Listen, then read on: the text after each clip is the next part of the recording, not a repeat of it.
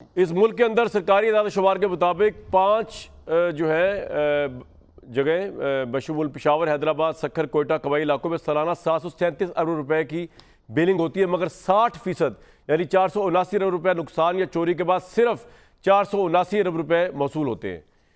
इस तरह दीगर 5 जगह जो है जिनमें इस्लामाबाद ग्रिड जो है लाहौर में फैसलाबाद, मुल्तान, गुजरावाला में 3044 अरब रुपए की बिलिंग होती है, जबकि मौसूल होने वाली रकम सिर्फ 2944 अरब रुपए है, यानी कि 100 अरब तरशुदा बिजली का लगभग 3% की बिजली की चोरी नुकसान हो जाता है।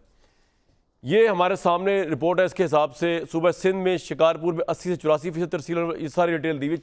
बिजली चोरी पाकिस्तान में होती है, लेकिन मुर्तज़ा सोलंकी साहब, जिस तरह हसन अयूब साहब कह रहे हैं कि जनाब जस्टिफाइड नहीं है, ठीक है, वफाक की वाजबात अदा करनी है, वफाक आंसरेबल है, KP को बाकी सूबों को भी देनी चाहिए, लेकिन इसमें बिजली घरों का, बिजली कंपनी का क्या कसूर? और लॉ एंड ऑर्डर का सीरियस मसला है। दूसरे भट्टी साहब कह रहे हैं कि जनाब ये नफरतें सूबों में फैलाई जा रही हैं। डेरा इस्माइल खान वाला वाकया उन्होंने उस पर कमेंट नहीं किया, इसका मतलब वो समझते हैं कि ठीक किया। भट्टी साहब समझ रहे हैं कि जो उसने जाके किया उसका हक था सूबे के वजीर आला का, वो जस्टिफाइड है क्योंकि ज्यादती हो रही है KP के साथ। व्हाट्स योर टेक सोलंकी साहब? मैंने प्यारे भट्टी साहब की तकरीर दिल पजीर सुनी है, और मैं अक्सर उनकी तकारीर सुना करता हूँ बहुत सब्र के साथ, लेकिन अगर ये 8.6 की ताकत का रेक्टर स्केल का जलजला ना आए तो मैं अपने भाई भट्टी साहब से कम से कम एक चीज़ पर इत्तेफाक करता हूँ, वाह, कि ये जो बिजली का जो बहरान है, इसमें जो ये IPPs हैं, इंडिपेंडेंट पावर प्रोड्यूसर्स, जब से आए हैं, ये जब तक मसला आप हल नहीं करेंगे तो इस मुल्क के अंदर तवानाई का बहरान हल नहीं होगा।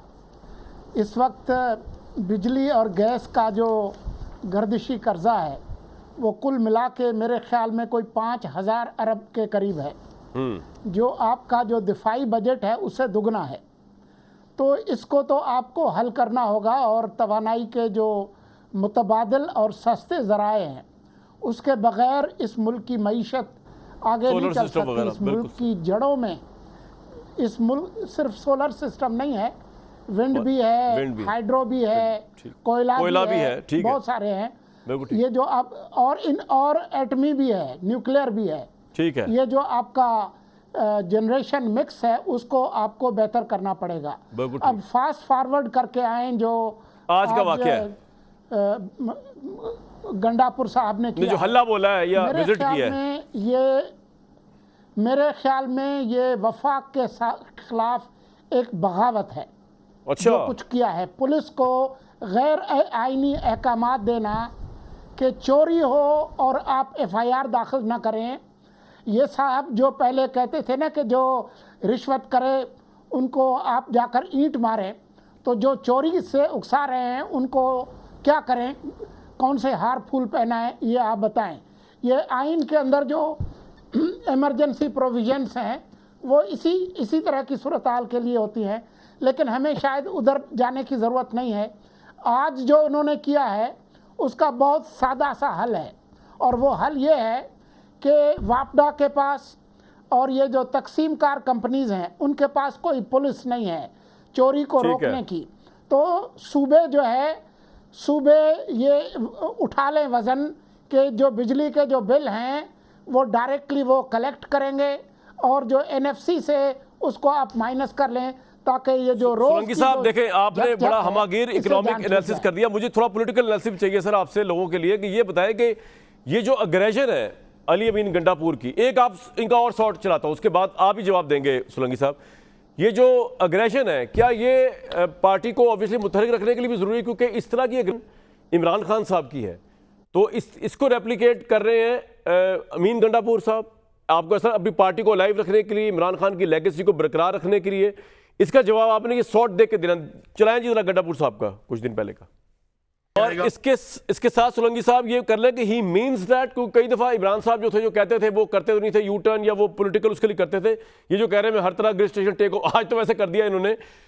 व्हाट्स योर टेक सर, जरा पॉलिटिकल एनालिसिस सोलंकी साहब, अगर मैं समझा पाया आपको अपना सवाल। पता नहीं गंडापुर ने जी गंडापुर ने अपने कायद से सीखा है कि जिन लोगों को आप पब्लिकली उनका गला पकड़ने की बात करते हैं, वो कमरों के पीछे आप उनके पाँव पकड़ते हैं। अभी पिछले दिनों जो अवन चौधरी साहब ने जो आपको बताया है, हालांकि उससे पहले भी एक वाकया हुआ था, किस तरह से पिछली सीट पे छुप के गए थे मिलने के लिए, जिनको आज ये पता नहीं क्या क्या कहते हैं। तो ये एक तरीका वारदात है। यही साहब जो है SIFC की मीटिंग्स में और दूसरी मीटिंग्स में उनका लबो लहजा कुछ और होता है। ये सिर्फ खुश करने की कोशिश कर रहे हैं जो अडियाला वाली सरकार है उसको।